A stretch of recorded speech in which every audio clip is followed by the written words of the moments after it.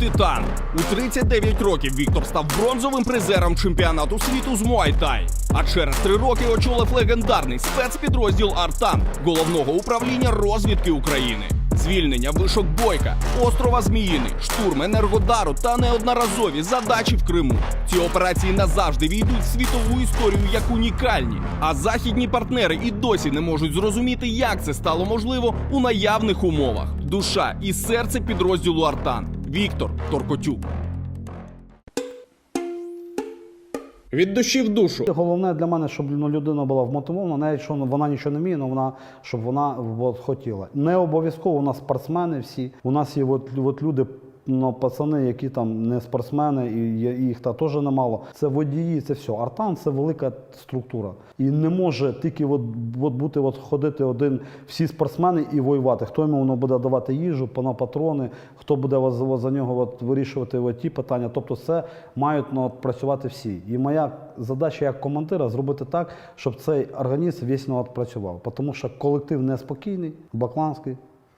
Я його дуже люблю, і вони всі, і мені треба так, щоб вони всі були один одному допомагали. У нас немає такого, що я штурмовик, хто сидить в штабі, то взагалі ніхто, ні. Вони всі працюють, і навіть я завжди привожу на приклад, як пацани ходили в Крим, і логістика у нас пацани, їх заправляли в морі, і обстрілами, і під всіма, всі ризикували життям. Так що...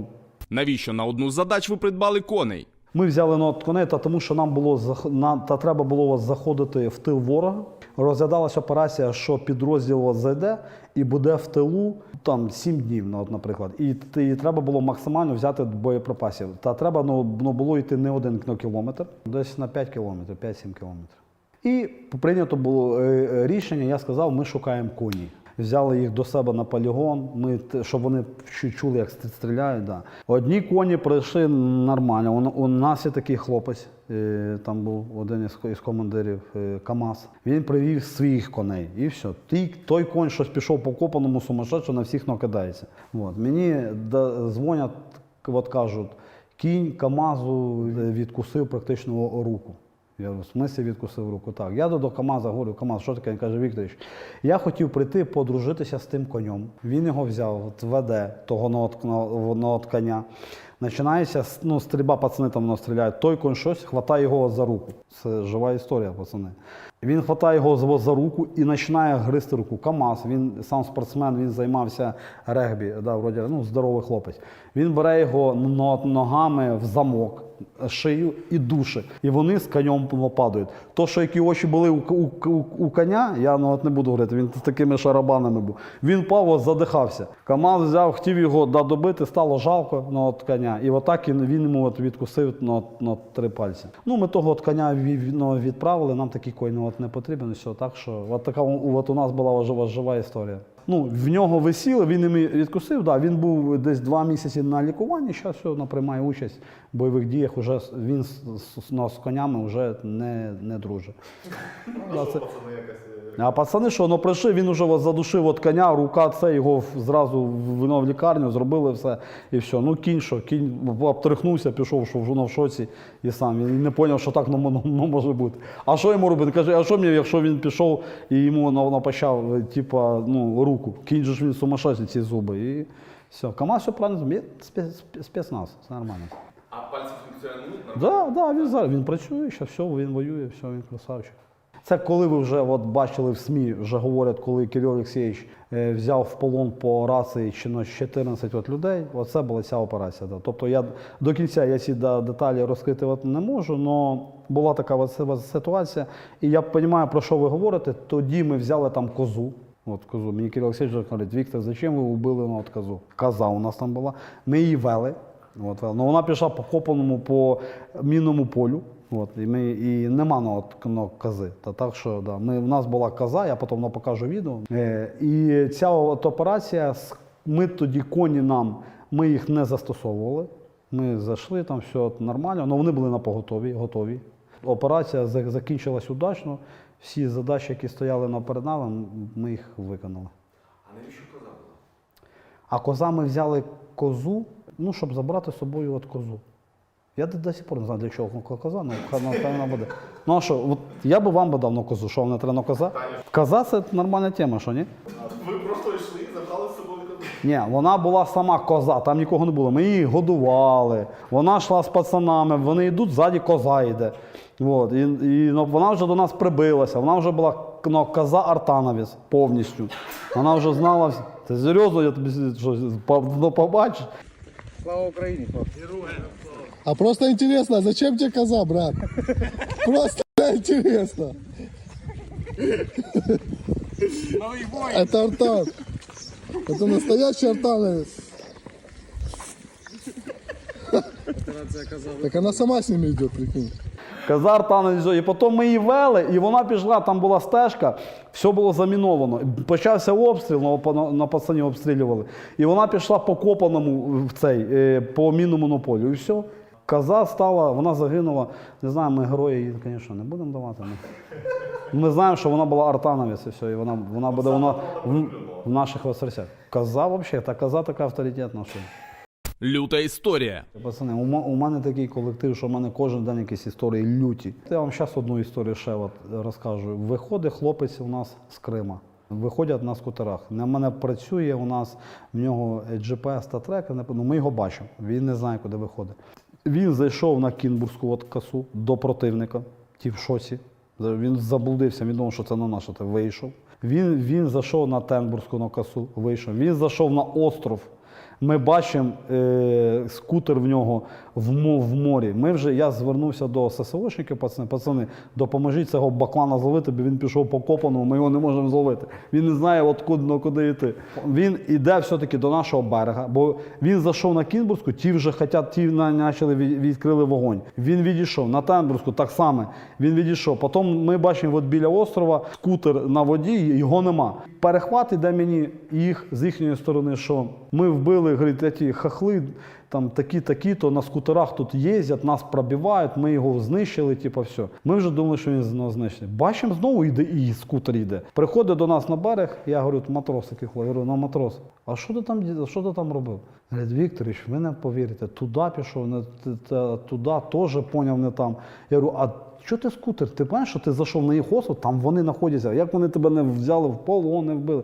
Ті ССОшники з такими шарабанами, вони готують операції там місяць, там і ще, щоб підійти до цих островів. Цей баклан прийшов по всім точкам і вернувся. Це люто. Я тобі говорю, туди ніхто підійти взагалі не міг. Взагалі. Туди хтось підходив, зразу FPV-дронами лупили, все. А він тупо, я ж дивлюся, мені кажуть, Віктор, що він робить? Туди, все, його нема. Він йде вдоль туди. Ми ж трекер, ми бачимо, як він йде. але в нього нема карти, вона не працює. Він бачив берег до берега, воно вийшов, подивився, обстрілював, втік. Потім от така була ситуація. І ті сесої кажуть, ми бачимо скутер, на скутері немає, його вже вбили, напевно. Бачимо, знову їде на скутері. Я говорю, ти знаєш, де ти був? Він коли знав. А він не знав навіть, що таке? Він не знав, що то така-та територія, він не розумів. Ну, це, я говорю, у нас кожна операція, це та ж, я кажу, це морська операція, у нас там історій багато. Слава Богу, живий, здоровий, в строю і готовий до виконання завдань. Як сталося, що під час морської операції Конан випав з човна? Значить, це був перший раз вихід в Крим, я виходив з ними. Ми дійшли до Вишек, був командний пункт, і ми дійшли до Вишек, це 100 кілометрів в морі. Ми прийшли, почали штурмові групи готуватися йти далі. Це тоді то відео, коли нас обстріляв літак і ми його поразили біля Вишек. Оце якраз то було, бо тоді ракета стоїть. І він був один із командирів ракета, і він дивиться вверх, каже, ну, Вікторович, це, мабуть, наш літак. Я говорю, ні, тут не може бути наших літаків. Все почалося з того. Він почав обстрілювати, ми розійшлись, потім ми його з ПЗРК, почали в нього вести обстріл, все.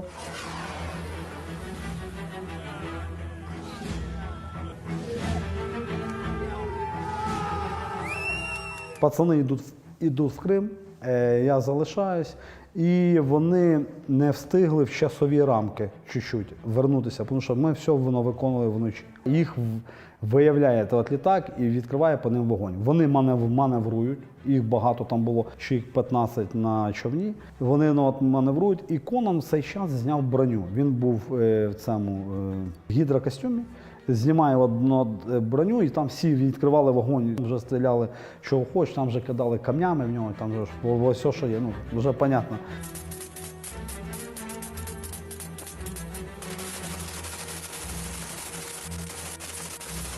І в цей час дуже маневрував, він правильно все робив, він випав. Мені доповідає тоді ракета, що Вікторович випав Конан.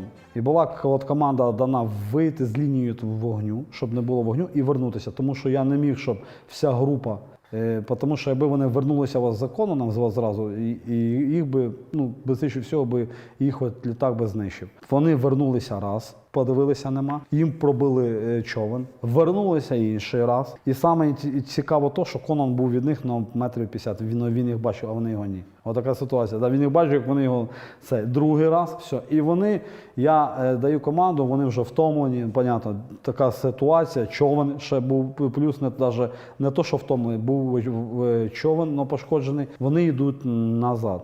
Приходять назад вони, ми відправляємо іншу групу от людей, шукають. Шукаємо, ми його знайти не можемо. І тоді ми звертаємося до командуючого ВМС Нішпапи, і він нам дає Байрактар, і ми його шукаємо з Байрактаром цілий день. І вже під вечір мені вже говорять, його вже не треба шукати, він вже загинув, це понятно. Ну, він помер, тому що він не вижив би. Він випав десь в 5 ранку, і це вже десь в 5 вечора, в 17-18, мені кажуть, треба забирати Байрактар, вже небезпечно. Я кажу, ні, ми будемо шукати, плюс я формую групи в ніч, тому що в день ми не могли вийти, постійно літають от літаки, тільки от бачать човен, обстрілюють. І я розумію, я вже формую дві групи в ніч, щоб з тепловізорами, з ПВСами, я говорю, ми Конана будемо шукати до останнього. Тобто, поки я вже не буду впевнений, що його немає. І все, я кажу, ні, ми не знімаємо нічого. І в 19 чим-то, це було от літо, мені доповідають, що ми знайшли Конана. Знайшли Конана, ми формуємо групу ПЗРК, от лікар, кулеметники, вони ось сідають в човен, по координатам висуваються, бо всі були на вишках, висуваються з вишок, знаходять Конана. Це його спасло, що він був в гідрокостюмі. Він поспав, він тоді каже, ну, Віктор, я хочу чуть виспався, бо не спати не міг. Все, і він 14 годин був в морі, каже, я сплю, на мене чайки ось сідають. Я вже, да, в нього там було весело. І він плив, дуже було тяжко, він плив вже, це було, якби ми його, звісно, не знайшли, я думаю, що непонятно, що було, тому що вже була ніч. От, і було б вже, звісно, тяжеліше. Море, це так кажеться. Дуже, я вже, коли ми після цієї операції, я розумію, що таке вода. Вода – це зовсім по-іншому.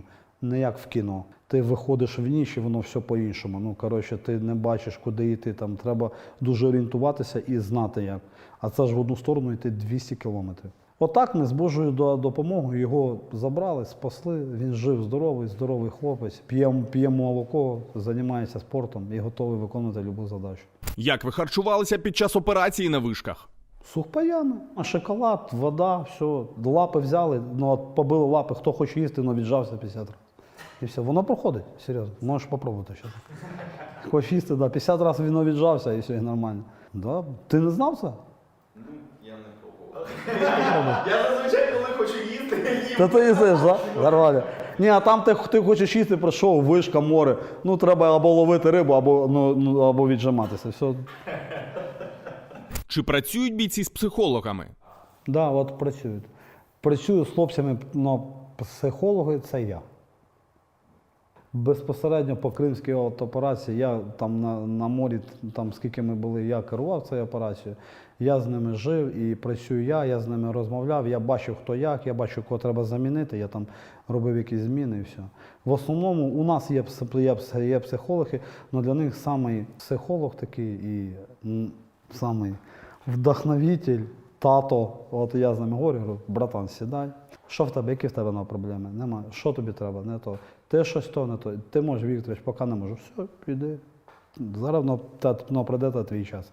Ти можеш, пішли. Для мене головне, щоб хлопці були налаштовані психологічно. Тому що отут ось все в голові. Якщо ти в голові ти психологічно настроєн, то й чітко все. Ну, звісно, є це люди, міняється там настрій, міняється все. Но людина має бути стійка психологічно, або має бути біля нього командир, чи хтось, хто має чіткий психологічний. Там когось привести в чувство, крикнути, там, ляпаса додати, там, чи Ти дав собі, той збодрився, о, дякую, все, і пішов далі. І були випадки, навіть на морській операції, що вони говорили, я можу, але я бачу, що вони втомилися. Ну, пацани більше 10 разів були по цій операції. Це не вважає вишки, не вважає Зміїний, не вважає все. Розумієш, це жити 3 місяці, навіть більше в морі. Я вже сам, в мене вже це море. Коли мені жінка каже море, кажу, ні, ми їдемо в ліс. В Карпати, не море. Да, море. Це я шуткую, звісно. І це, тобто море. Я вже за море. Ну, звісно, море в нас дуже гарно. У нас ще Україна. Господь Бог дає батьків, віру і землю. І от за ці 3 пунктика ми будемо воювати і робитися до останнього. Це точно. Ми маємо, понятно, сім'ї всі наші. Така красота, ще в цих вишках красота. 100 кілометрів в морі, нічого немає. Сонце світить, такий закат, море, таке, там красотіще.